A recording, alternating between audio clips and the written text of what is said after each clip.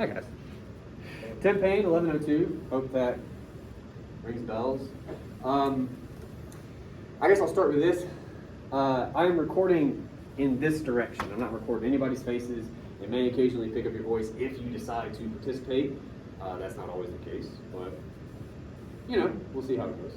I'm teaching this class. I'm also teaching an online class, 1102 as well. And people can't always be here, especially in probably the last calendar year. I assume we all know what I'm referring to. So I just started recording all my classes. I'll put them on YouTube and then I'll post a link to CourseDen. I just feel like it helps keep people in the loop. That's what it's for. All right. To begin with, I mentioned already, my name is Tim Payne. I like to do an introductions thing the first day. It's pretty standard stuff. I'll model it for you. Where to start? I should. I'll save that. Anyway, all the information I want from you, your name, of course, where you're from, what you're doing in school, and I'll kind of explain that when I get there, and then an interesting fact. Now, the thing I should tell you right from the jump, please do not share anything with us you don't want to be shared. I should not have to say that, but I do every time. It has gone badly in the past. I'll tell the story real quick. So I had a student once, years and years and years ago. There's no way you know her. She's got to be pushing 30 by now. That makes me feel old. Anyway, her interesting fact was that when she got nervous, she would eat baking soda. And everyone reacted negatively to that information. And she felt embarrassed. She got upset with us. But she did not have to tell us. You see what I'm saying? So whatever it is, you know, you guys got stuff kicking around. Take a minute and be like, well, maybe not that, you know? Anyway, so my name is Tim Payne. I go by Tim because that is my name. I understand if you don't want to call me that. Oftentimes students can feel uncomfortable. It's totally fine. Mr. Payne makes me sound like a little bit of like a henchman or something, but it's cool. Anything that's not just like out and out disrespectful, I'm pretty okay with. Mr. Tim is weird. I'd rather not that. But anything else. I'm from Douglasville, which is relatively close to here. Some of you may be familiar with it. We have a mall. School. Okay. So I went to West Georgia for my bachelor's in English, which is lucky, because that's what we're doing here. I also actually went there for my master's in literature. And then I followed my wife. She was not my wife at the time, but I followed her to Alabama, where I taught and studied poetry for 3+ years. It gets a little fuzzy in there. Because of my interesting fact.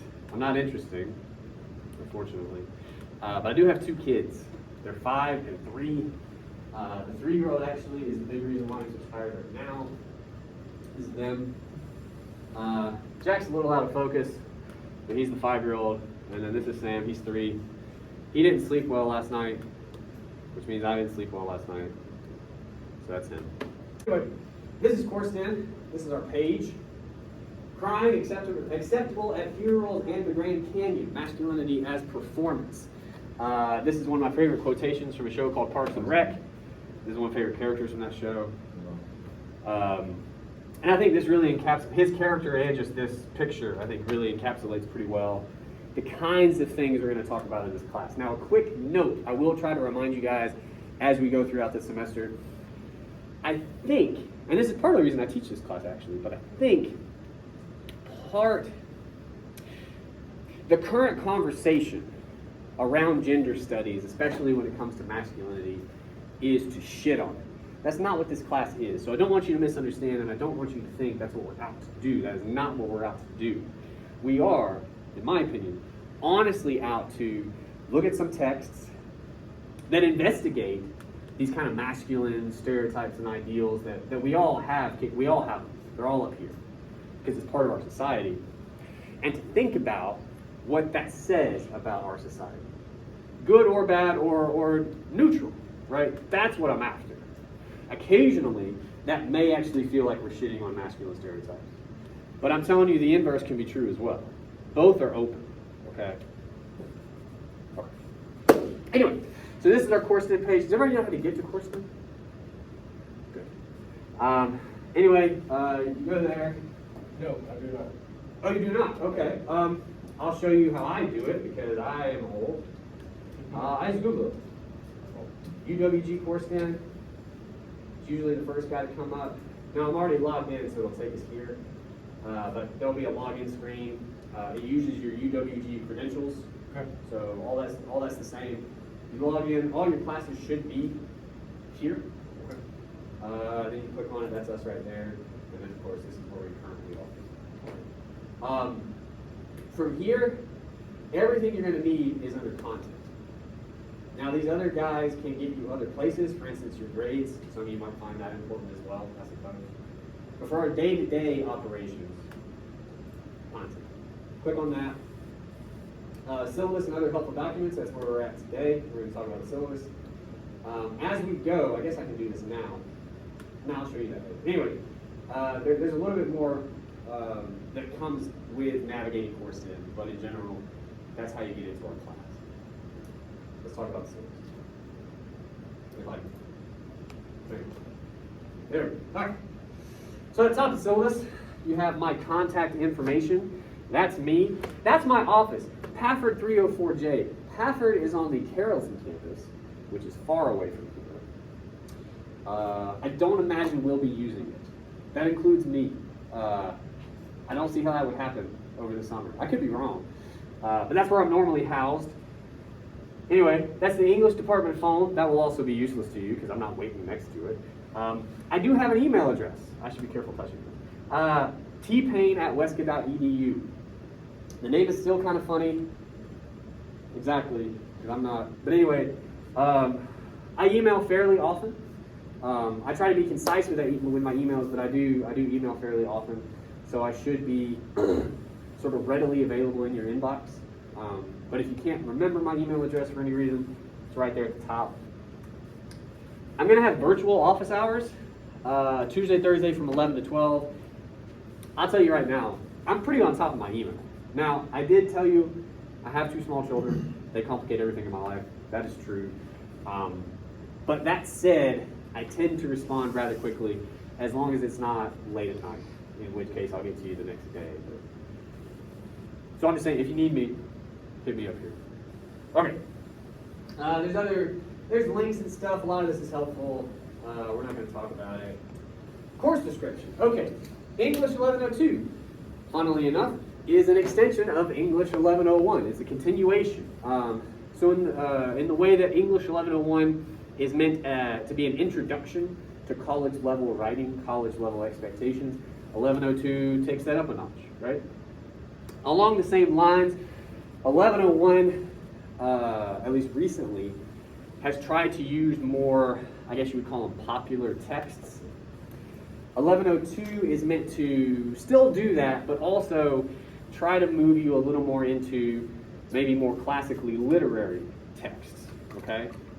So all that is to say, we are going to use all of the stuff, all the mechanisms, all the ways of thinking, all the approaches you may have learned in 1101, but we're going to apply them probably to slightly different texts this semester.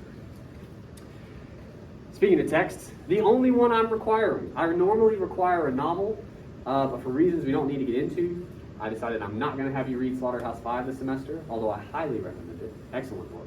Anyway, Die Hard. Does anybody not know what that is? Everybody knows what Die Hard is. Has anybody not seen it? Crazy. Okay. Well, I happen to think it's awesome.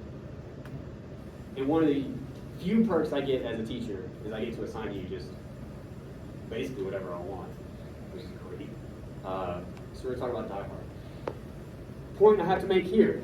There's like 5 of these things now or something. I mean the OG 1988 Die Hard. Okay? This is the director. He did direct Die Hard 3.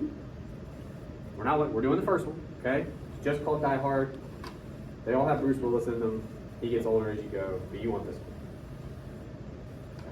Oh, this might help you. It's got Bruce Willis. It also has Alan Rickman. Does anybody know who that is? Snape. Snape's in it. He's much younger. Anyway, all right. That's for deep into the semester. Yes, sir. To dial back on 1102, is it going to be an issue if I took 1101 12 years ago? Only for you. Right. Yeah. I mean, just to be honest. No. I mean, we'll start the conversation. You'll know by the end of today. Okay. You really will. I think you have a good sense by the end of today. Okay. I don't mean that sounds foreboding, but there's expectations and content advisory. There are a few breasts in this. There's definitely some cursing. There's absolutely some murder, but like in a fun way. Just know that that's a thing. I'll occasionally say fuck or things like it. I was letting you know. There's other things here. Okay, you guys will want to know this. Our major assignments, I give you a little table. We have 3 essays, 3 pages, 4 pages, 5 pages. You notice the pattern, I'm sure. Each one of them are 25% of your grade. I understand that can be somewhat terrifying. That's just where we're at. This is actually pretty standard as far as college classes go, okay? These are our due dates. I'm not going to read them off. You can read. Anyway, the thing I want to underscore for you right here, if you were not aware of this already, summer semesters demand that we teach you the same amount of material in half the time, okay? So it's like we have to move. It's by necessity, okay? At some point in the semester, you may feel like I'm just being a dick. That is, I mean, probably not the case. I am just, this is how summer classes work. I had a couple when I was a student. It's only 8 weeks long. You keep telling yourself that if you need to at some point. But it is also only 8 weeks long. A typical semester is 16 weeks. So my best advice is stay as up to date as you can. Falling behind would make things only harder for you, right? But when in doubt, you can reach out to me. We can talk to each other, okay? But it's in your best interest to stay up to date, right? Those are our major assignments. Below that, the other 25% of our grade is what is called process writing. People always get confused by this. This is homework. 25% of your grade is homework. Now, the thing that sucks about that is no matter what I do every semester, there's a handful of students who do fuck all for homework. That means none. Which kills me, because at the end they try to make it sound like I'm trying to hurt them with this. I grade on effort when it comes to homework, okay? So what I'm telling you is 25% of your grade if you just do it and pretend to give a shit. 25% of your grade, right? Like that's a lot. Do your homework, man. And the other thing I'll say here real quick, all of your homework is only asking you to build the paper as we go, okay? It's like write a body paragraph or write an introduction or do a little bit of research for this paper we have coming up. Like it's all just asking you to work as we go. None of it's busy work, I promise you. Please do. All right. There's stuff about grades. You can figure that out. You're fine. I respond pretty quickly. If you get confused about that, it's right there. Okay, class schedule. This is the important stuff. I'll break it down into months. Look at that. There we are. And weeks. This is us. Wednesday, 6-2. Before class. That's stuff I want you to have done before class. You'll notice this is the first day. I'm not insane. I said nothing. Okay. In class. That's us right now. First day. We did it. Syllabus. We're almost done. How do we read poetry? We're going to talk about that in a second. Strap in. And then when we come back from break, there are breaks in these classes because they're so long. Old Men Playing Basketball. It's a poem. Don't worry about it. That's us for today. Next week, just to look ahead. On Monday, before class, I would like you to at least gaze upon the paper 1 prompt, because we're going to talk about that. You have a little bit of homework, which we'll talk about at the end of today, called an explication. And then you have 2 more poems to look at. Little Boy and another poem called Body and Soul. That's your homework for next time. You got all weekend to do it, right? And then this is what we'll do in class, and on and on and on, right? At this stage, does anybody have any questions, any concerns, any? Sweet. Okay. Make sure there's nothing, there shouldn't really be anything else.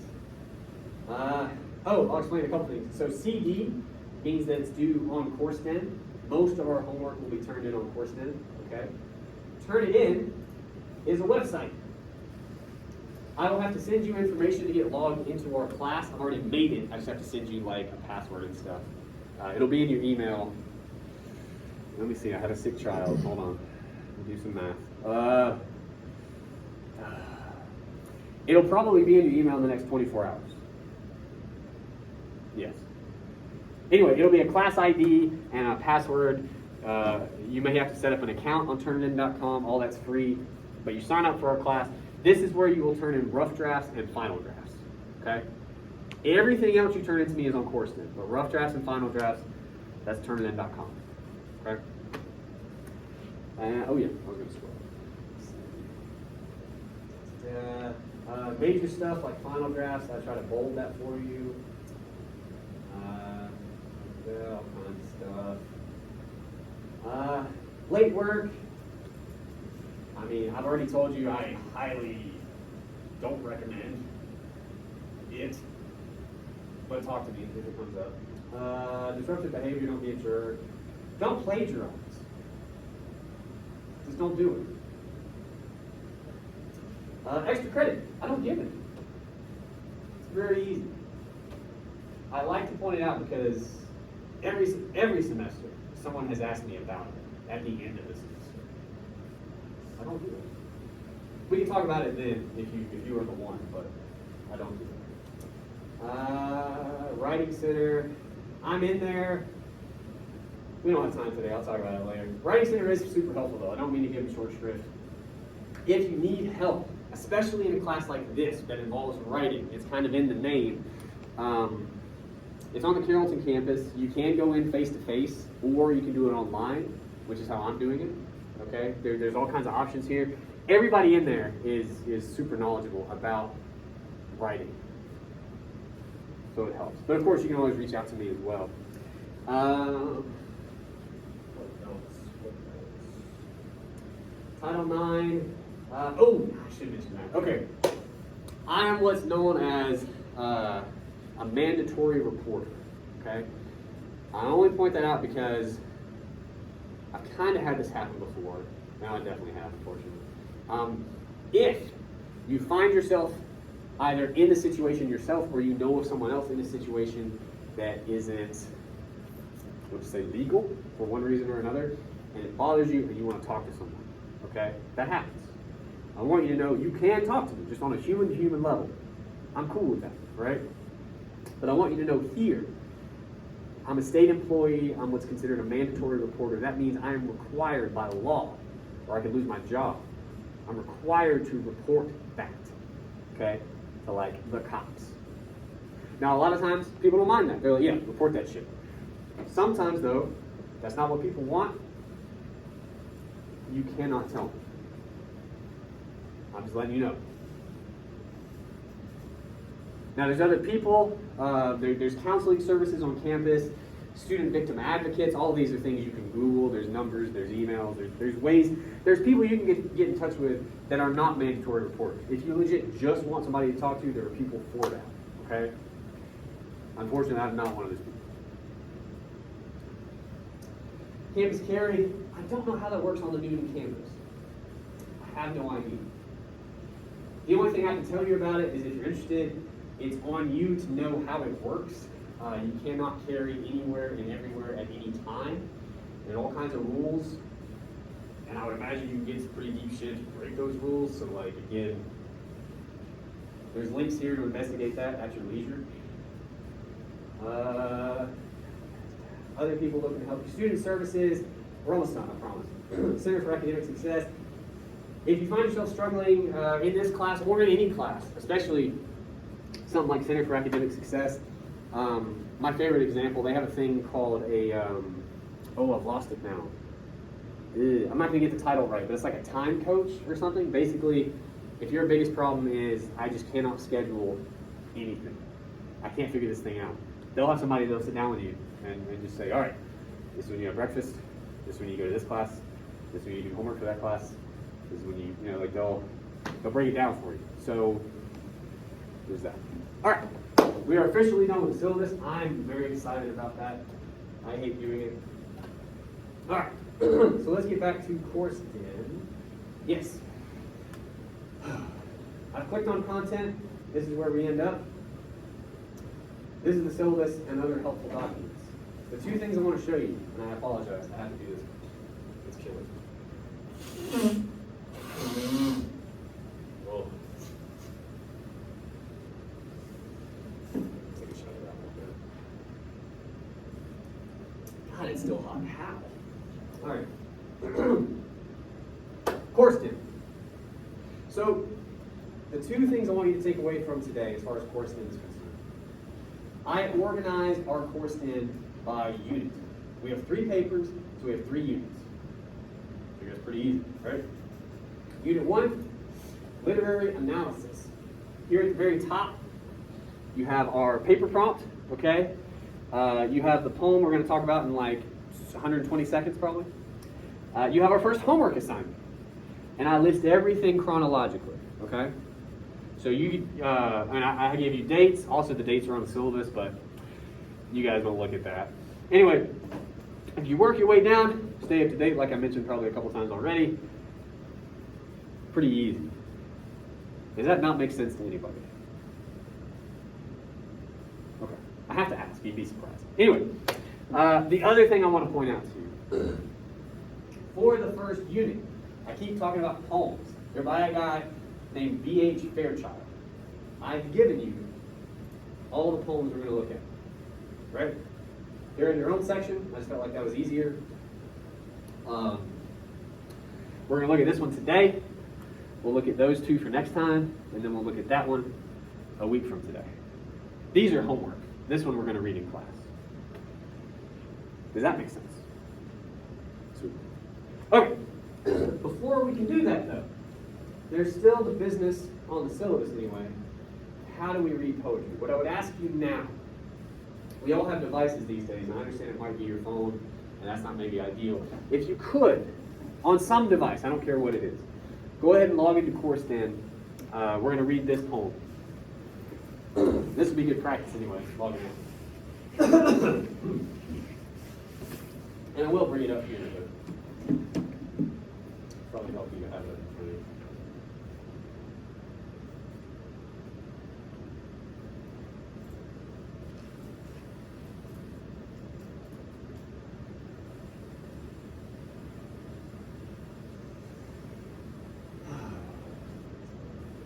We get half an hour to get on this poem. I think we can.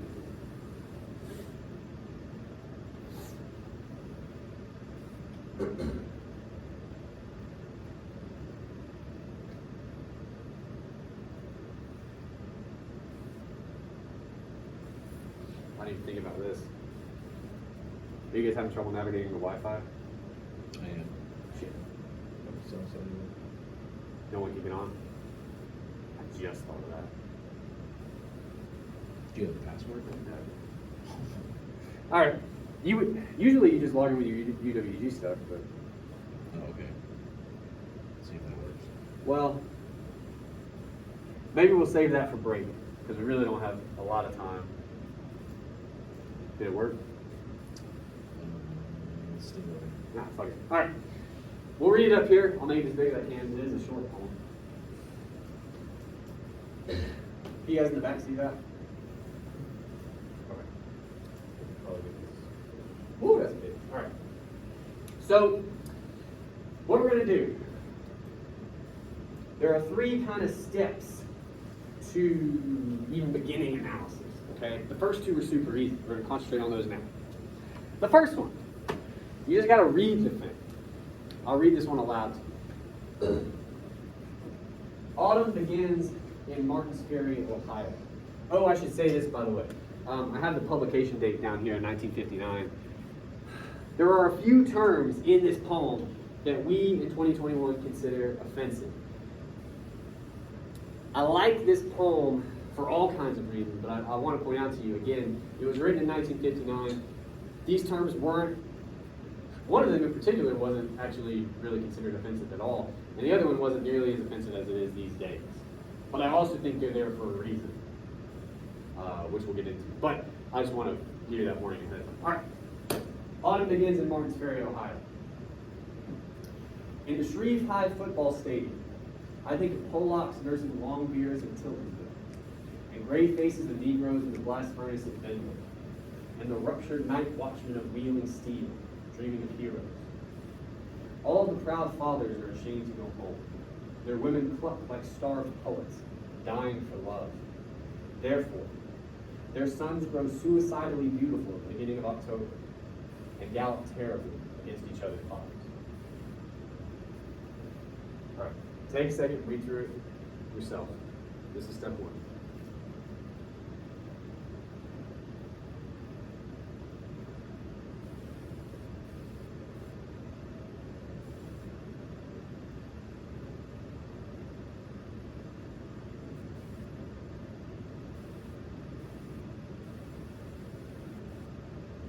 Everybody got it?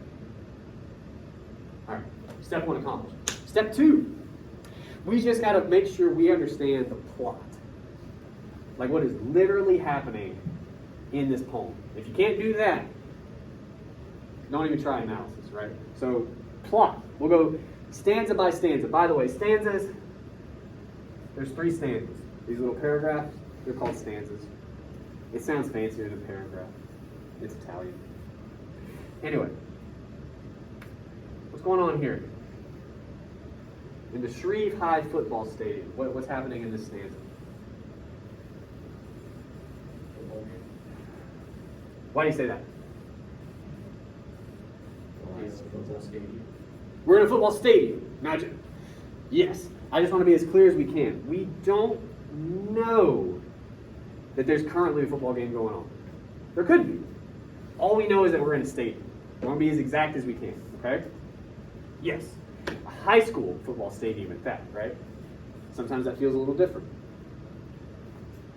What happens immediately after that? You would think we're going to talk about the game now, right? Not so much. What's going on in that next line? He starts wandering off. Who does? The writer. The speaker. Again, poetry terms. You're used to narrator in fiction or nonfiction. In poetry, we refer to it as a speaker. Mostly, the way I know to explain it to you guys is, for the poems we're going to read anyway, it really does help to think of it like one person speaking to you, like telling you whatever it is they're saying. Sometimes it's a story, sometimes not. This isn't really a story. It kind of is and it kind of isn't. But this is like a guy walks up and is like, in the Shreve High football stadium, I think, right? Like he's speaking to you. But anyway, yeah, the speaker goes somewhere mentally, right? It's important we notice that too because it is damn fast. In the Shreve High football stadium, comma, now I'm in my head and I'm taking you with me, right? So it's very fast. That can happen sometimes. Where does he go? Somewhere in Tiltonsville, whatever that is. What's going on in Tiltonsville? Polish folks are drinking long beers, nursing. Does anyone know what any of that means? It's like taking your time. You're kind of sipping, right? And you assume long beer. What is that? It'd be like one of those, Yeah. it's the big guy. It's tall. It's tall. Yeah. Okay. Next line. What's going on here? We're in Benwood now.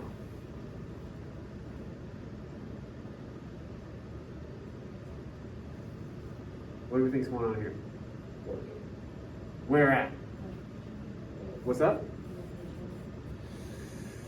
A factory. Yeah, blast furnace is a little bit too intense for a kitchen. Like a smelter. Something like some kind of factory, a smelter, or some kind of machinery. Blast furnace. Even if you don't know what that is, and we could look it up. But I think you can intuit that's like some industrial something or other, right? Okay? Their faces gray in the black, like in the heat, in the fire of it, right? In Benwood, okay? Next line. Now we're not out of town. Where are we in this next line? Wheeling Steel. We'll talk about that in a second. Who are we with now? We we move with people through all these, right? So who are we with here? Huh?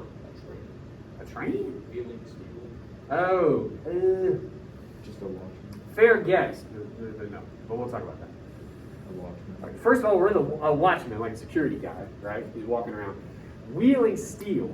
I can see why you would think that is a train. But especially when taken with this, like, what is this place? Do you think? Steel mill? It's a steel mill. We're in the Rust Belt.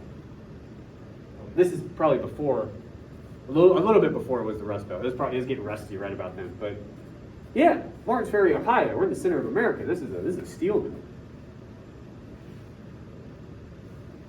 So in the Shreve High football stadium, I think of those people doing that, those people doing that, this guy doing that, dreaming of heroes. Another hard turn. Interesting. We might come back to that. Okay. Next stanza. Scroll a little bit so you guys can see in the back. All the proud fathers are ashamed to go home. What? On earth? Any ideas about that?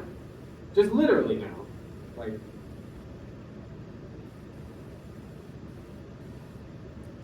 I think it might be taking us back a long more. okay. Why do you say that? Because after a football game, usually your dad doesn't want to go home and celebrate that. Oh. Ow. I knew I was going to do that. I don't like this.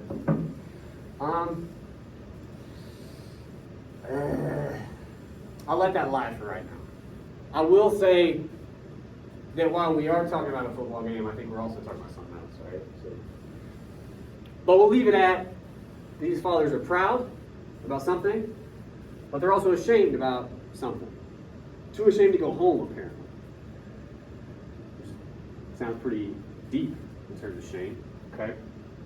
Their women cluck like starved pullets, dying for love. Now, of course, we're going to have to solve what word? Pullets. What the hell is a pullet? Chicken. The chicken. What kind of chicken? A young man. A hen. Now, if you did not know, points to you for knowing. We have chickens. I see. But if you didn't, it'd be weird if you did. But if you didn't, what could you have done? How would you figure this out? Cluck. You say luck? Cluck. Poultry. No. How would you figure out what this word means, guys? I'd look it up. You just Google that shit. Yes. And I have to point that out because you guys won't. You have all the knowledge in the world and you won't. Anyway, yeah, you Google it. Pullet is a young hen. Their women cluck like young hens, dying for love. Dying for love. Okay? Paints quite a picture. Therefore, that is the most famous, probably, therefore, in at least American literature. Therefore, their sons grow suicidally beautiful at the beginning of October and gallop terribly against each other's bodies. What the hell is going on here? We're back in the game. This is the football game. Beginning of October, they gallop terribly against each other's bodies. Vince Lombardi famously said, you might have heard of him, football is not a contact sport, it's a collision sport. That's what we're talking about here. Okay, so we got the plot of the thing, right? We start in the football stadium. We move kind of around parts of this town, like different areas, these people doing these different things, right? We talk about fathers, we talk about mothers, we talk about sons. We kind of get, in a very tight space, a picture of the whole damn town, don't we? It's almost like the speaker wants us thinking about this town. I mean, we even put it in the title, right? Martins Ferry, Ohio. All right. So we've read it twice. We got the plot pretty much ironed out. Now the tricky part, just because you guys aren't as used to it as I am, analysis. We're going to go just like we did for plot. We're going to work our way down. We're going to see what we can pick out. Okay? What time is it? I wish there was a class. Woo! We got 20 minutes. We can do this. All right. In the Shreve High Football Stadium. That pretty much says exactly what it means, right? First lines often just kind of set the stage, right? Now I will say, one thing to remember, it does matter where you are. So a high school football stadium has a certain kind of resonance, right? It means certain things, maybe. But we don't have to spend much time there. This next one, though. I think of Pollock's Nursing Long Beers in Tiltonsville. I pointed it out to you when we did it the first time. That's a hard shift. I'm in a football game. Polish people drinking beer, right? We move real fast to this other place. That, to me, is what I call an alarm bell, okay? I call it that because, especially where you're at right now, you do not have to know why a thing is significant. All I want you to concentrate on today is noticing, okay? So if at any point you're like, what the fuck? That's an alarm bell, right? You make a note of that. You might come back to that later. It might be useful.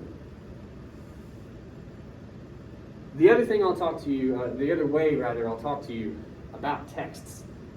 When it comes to quotation, all of your papers are going to be driven by quotation, right? That's your evidence. You quote from language, not ideas. Here's the difference. Most of the time in high school, and I only say this because I've had enough students come to me straight from high school, sometimes still in high school. Most of your assignments are book reports. Those you quote for ideas, for information. I don't need information. I read the fucking poem too. I don't need that. You quote from language. For instance, this first line. I think you could do something with it, but where we're at today, probably not. There's not a lot going on. What would you expand upon when it comes to Shreve High Football Stadium? There's nothing there, right? On the flip side, is there any interesting language in this second line? You don't have to know why. But anything that stands out to you as potentially something we could talk about. Another way to think of this, I know I'm talking a lot, it's first day. Another way to think of this is there any language in this second line where you could ask the question, well, why does the speaker say it that way? Nursing long beers. There's a lot of different ways to say that. And by the way, nursing is a super important verb. A lot of mileage comes from verbs. Nursing, for instance, very different from chugging. Right? Different kind of feel. If these guys are chugging long beers in Tiltonsville, well, it's a fucking party, isn't it? Right? It's different.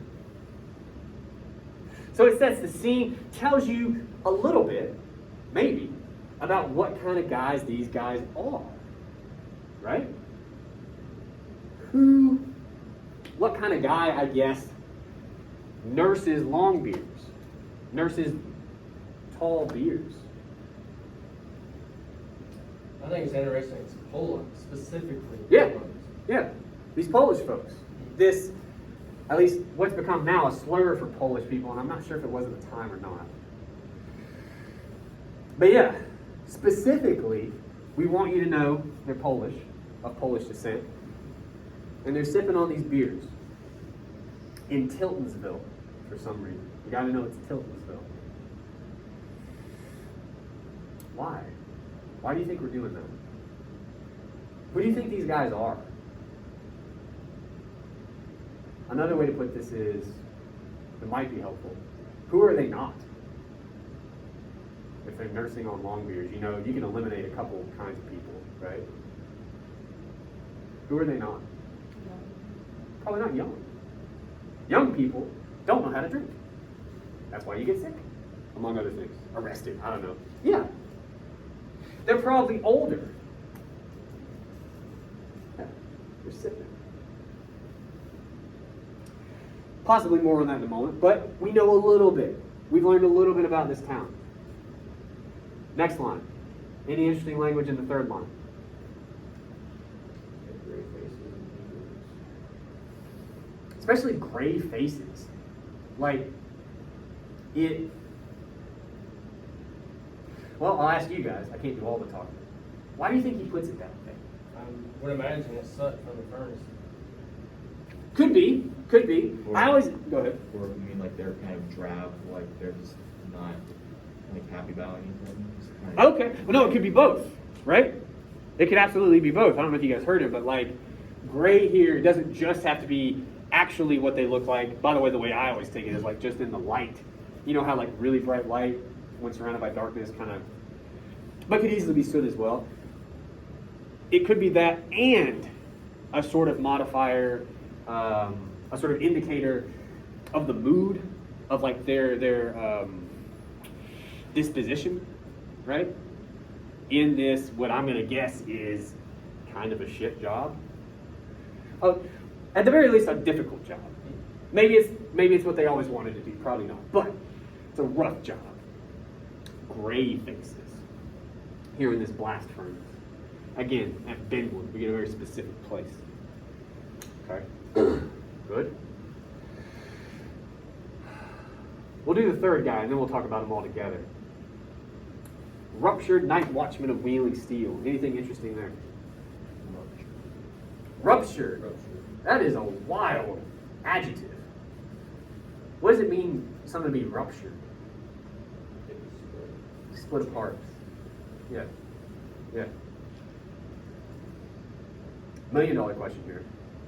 An adjective modifies something. A noun. We have two nouns here. Which one is ruptured modified? Oh, so the watchman. You would say the watchman. So the watchman is ruptured in some way. What was that? What would that mean if that were the case? That's what I'm trying to figure out. It's like a spin. Well, we're not. Let's all admit right now, we're not literally saying this guy is split apart. That would be a I don't know if very. it's two jobs, if he does two jobs, or... Well, we're not saying we don't get that though, right? Right. Oh, but the one line I want to cross with you guys real quick is we are accepting that this is a metaphor. Okay. In what ways could this watchman be ruptured? Figuratively, yeah. Maybe there's two watchmen, because if it's a steel mill, they're probably trying to keep people from stealing.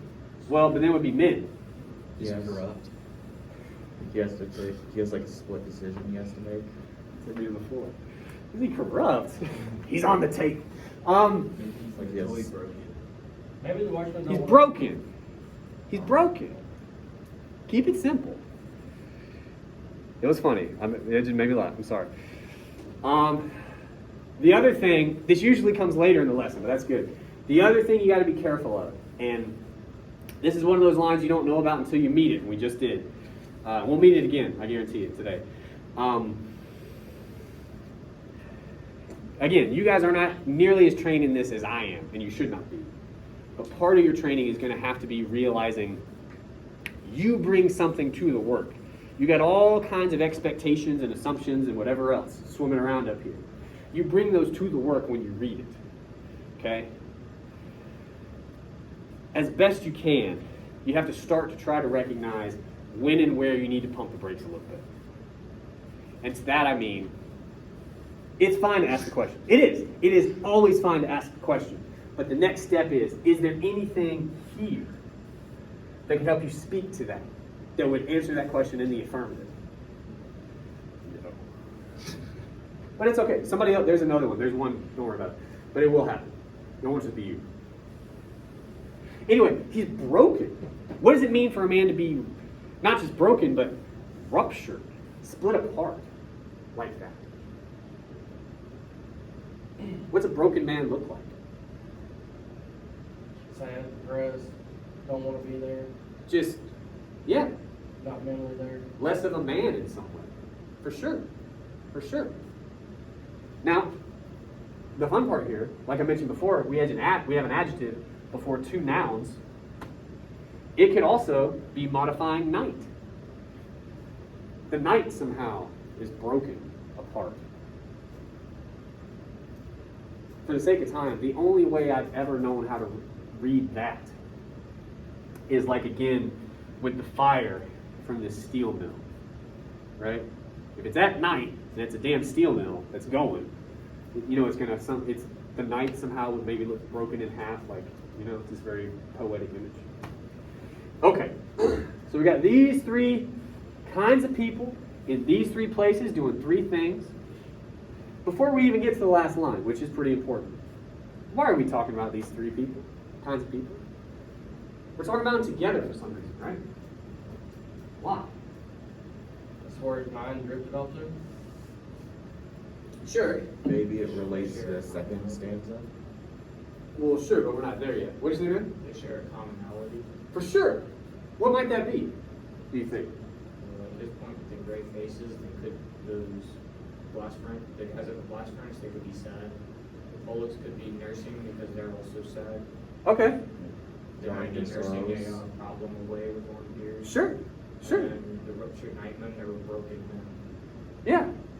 So he's associating all these people together. And one of them is perhaps disposition. Why do you think they are the way that they are? If they're all in some way broken. We get information in this stanza. Not a lot, but we get a little bit. Why might these guys be gray or ruptured, like we're talking about?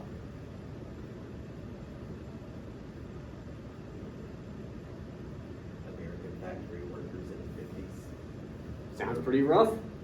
I didn't do it, but I've seen movies and stuff.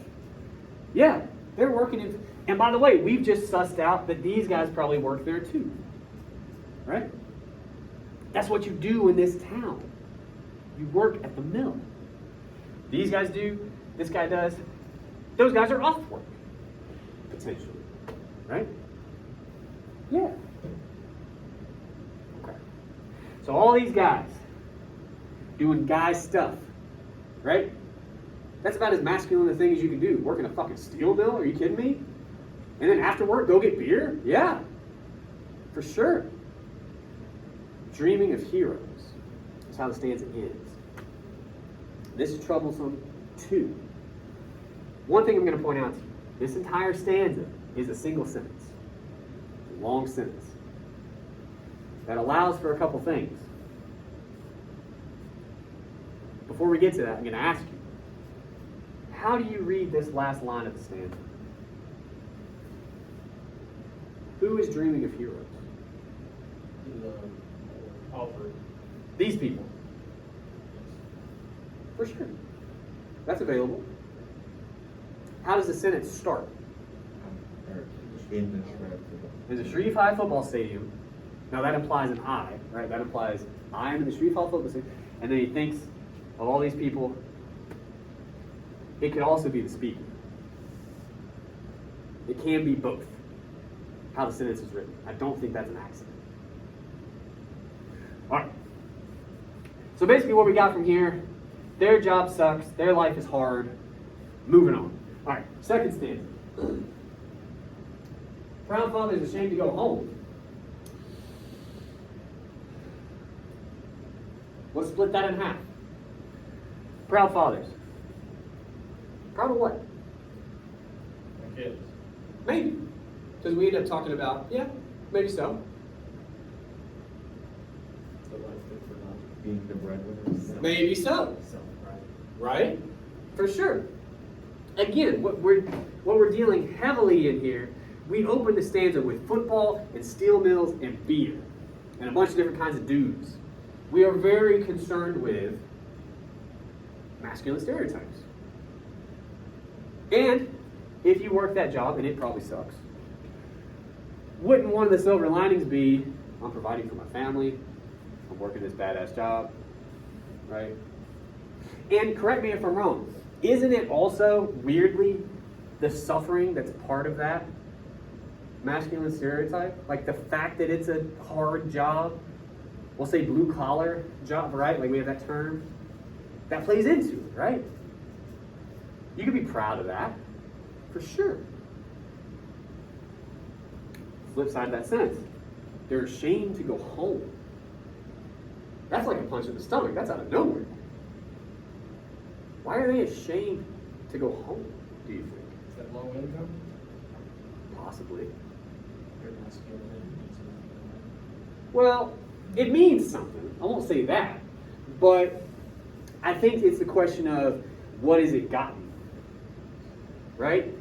Somebody, it was out of here somewhere, mentioned breadwinner, like providing.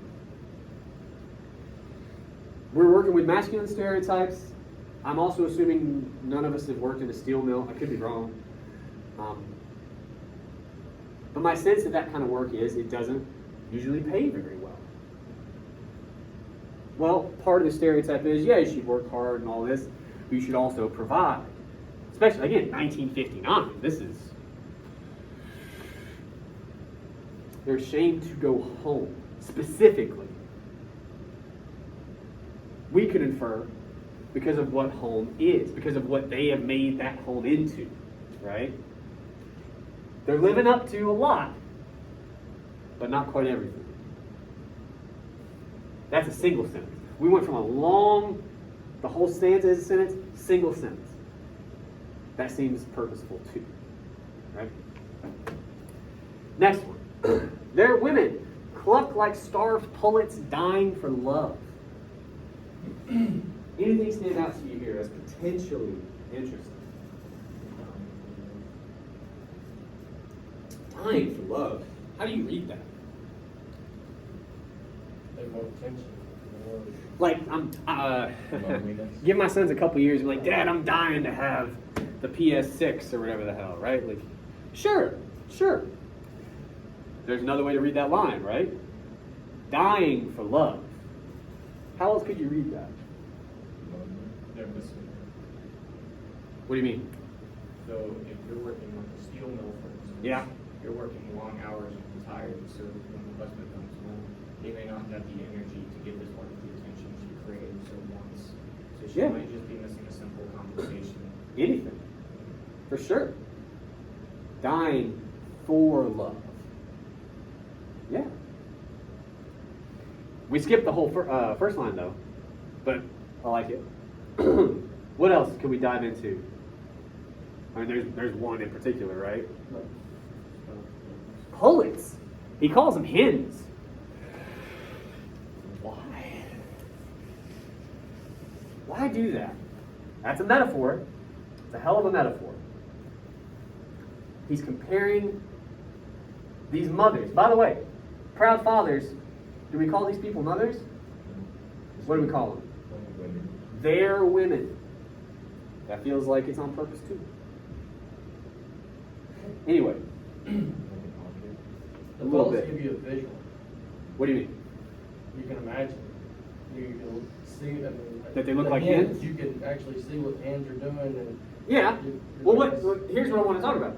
What do hens do? when they're starving. No, just in general. The little bit of knowledge we have about hens. You may have to pump the brakes a little bit, but for the rest of us mere mortals. They lay eggs. You know, the water noise. Well, easy. No, but they lay eggs in the nest. That's their job.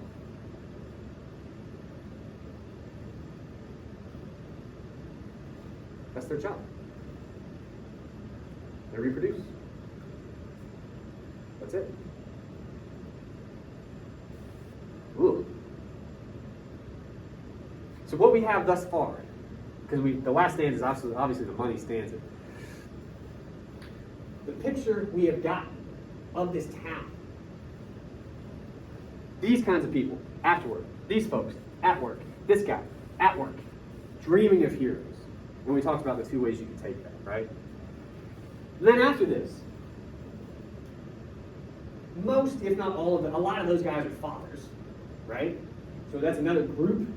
They're ashamed to go home. Another whole group that we haven't talked about thus far in the poem, and by the way, this is the only line they get, but the mothers, they're women, cluck like starved pullets, dying for love. These are their jobs. This is what they do. Some people are watchmen, some people drink beer after work, some people are gray at the blast furnace, and the women are hens. That's how this town works. Right? Now I'm going to help you out a little bit because we're running short on time. I knew we would. We're going to have a break in a second. Therefore, all on its own, by itself. How that works is this. We have just read these two stanzas. You get to that therefore, that's like an equal sign. This plus this equals everything we're about to tell you. Okay? So now we got to talk about that. Therefore, their sons grow suicidally beautiful at the beginning of October and gallop terribly against each other's bodies. We're talking about football. But we put it in a pretty interesting way, probably a way you have not heard before.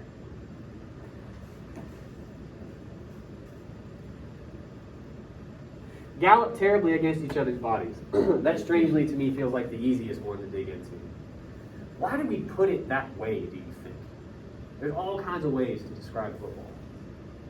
Gallop terribly against each other's bodies. Not at or toward it, but against each other's bodies. Why put it like that, do you think?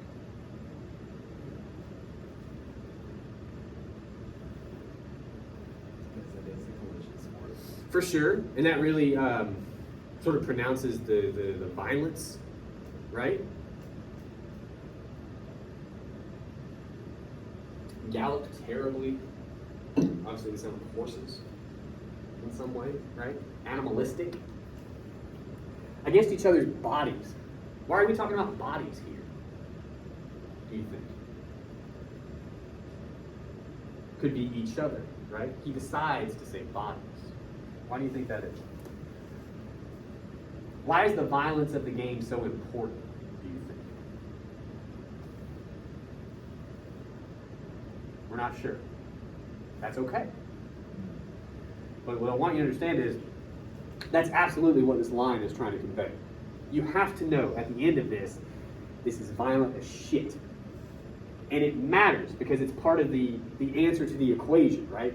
Because the town is the way we just talked about, this happens. So that's part of it, this violence. Okay? Is football their way out of town?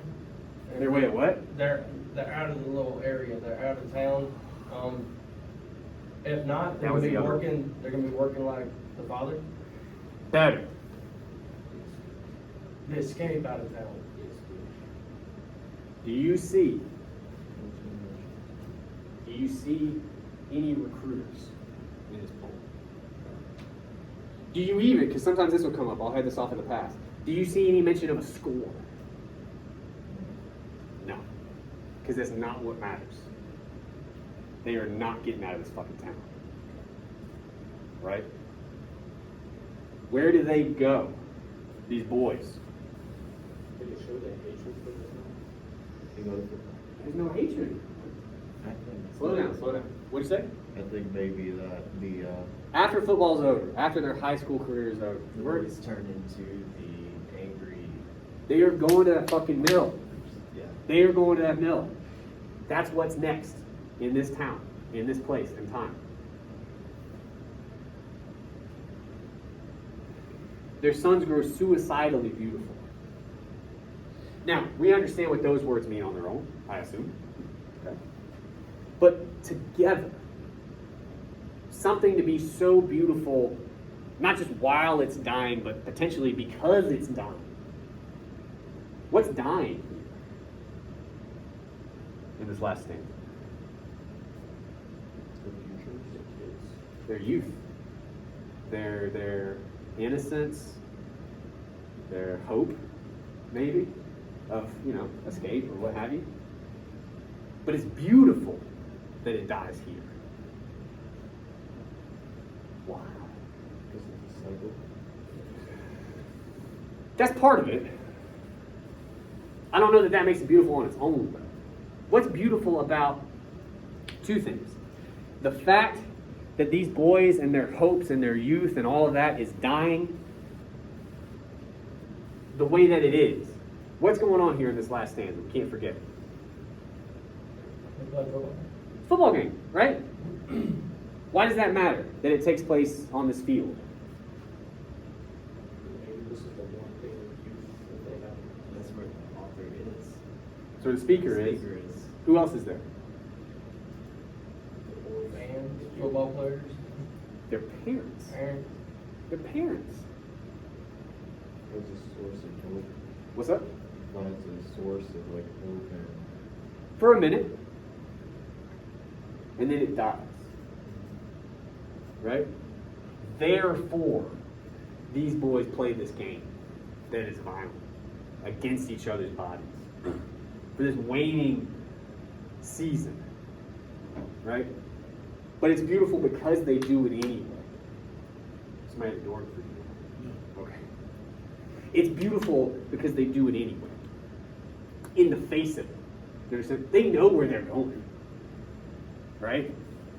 They know there's no recruiters in the stands. They know what happens because they've seen it their whole lives. When they get out of school, they know where they're going. But they do this anyway. That's what's beautiful about it. Right? To speak. I read this as chilling to us, but he wants to celebrate it too. Right? Last thing I want to point out to you, and we'll take a break.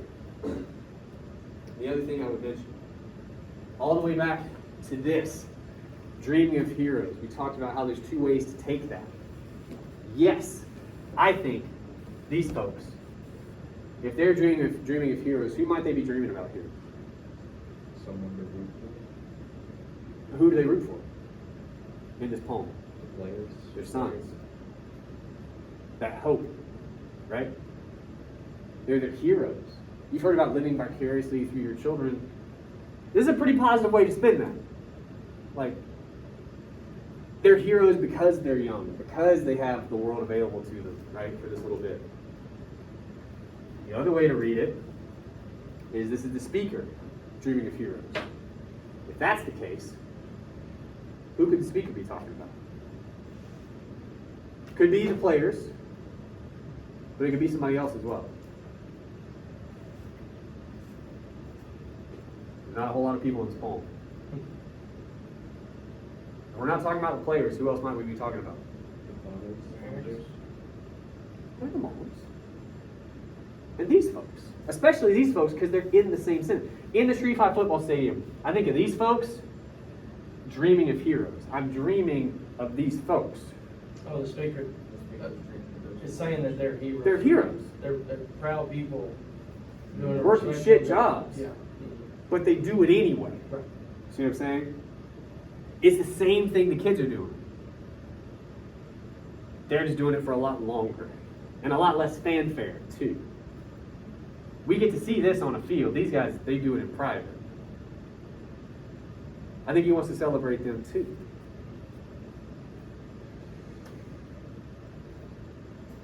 All right, take a break. We'll come back. We'll talk about another poem.